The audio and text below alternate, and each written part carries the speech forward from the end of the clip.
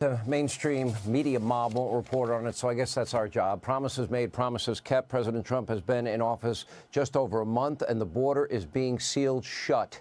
Today, the Department of Homeland Security Secretary Kristi Noem announced that Border Patrol encountered only 200 illegals at the southern border on Saturday. That would be the lowest number of a single day in terms of apprehension in over 15 years. Also tonight, New York City Mayor Eric Adams announced the Roosevelt Hotel migrant shelter. They are going to close that in coming months after hosting tens of thousands of illegals throughout the Biden year, unless those flights are leaving the United States.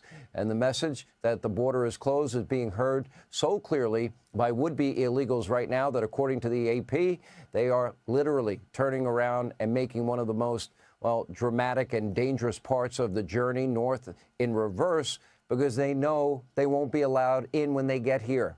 Promises made, promises kept. Here now with the latest, Secretary of the Department of Homeland Security, Kristi Noem, is with us.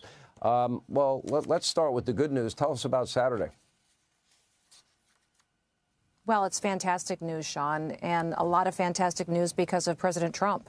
You know, we only had 200 encounters at the border when under the Biden administration on our worst day, we saw up to 16,000 encounters. So to have that kind of a drop under President Trump is because of a change of policy. It's because of telling the world to stay away. If you want to come to this country illegally, you will be stopped because America comes first. And it's because of President Trump, the fact that he is so firm and so confident, and he wants to uphold the law, and he follows through with consequences if people don't. So setting that record, the lowest number in 15 years, is remarkable. And the wins just keep coming because we have a president that believes in this country. And he listened to the American people, and he actually brought the kind of success that this country was so desperate for. You're also getting help. Your former state, South Dakota, Louisiana, Georgia, my home state of Florida, they are now enacting mandates that local law enforcement cooperate with federal authorities to identify and detain illegal immigrants in the U.S., and the new attorney general down here in Florida is working with Governor DeSantis on top of Pam Bondi on the federal level, going after states like Illinois and New York, and I'm sure many other states to follow. That's got to help your job, I would assume. Oh, absolutely. When you telegraph and have the kind of partnerships that we have at the state and the local levels, it's incredible what you see for results. People know that when they break the law, what the law is, and that there will be consequences, and that not just in these local cities that have been so proactive to protect their citizens, but also at the state level, we've seen incredible leadership out of governors and attorney generals who have stepped up and gone above and beyond to say, we listen to our people, we recognize that our communities need to be safe, that we've got kids and grandkids in this country that need a future, and that we're going to work and be proactive to go after these criminals. Remember, because they're so strong, Sean, we won't have to deal with families like Lake and Riley's, like Jocelyn's family, that won't lose their children with no leadership that hasn't listened and enforced the law. The scales of justice have been balanced again. We're not putting illegals above Americans. Now we recognize that every single person needs to be treated equally and equally under the law.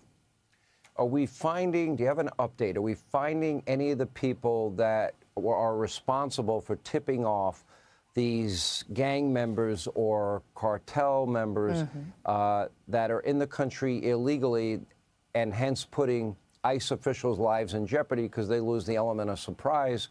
Any update in terms of who's been tipping them off? Absolutely, Sean. I have found some leakers. We are continuing to get more.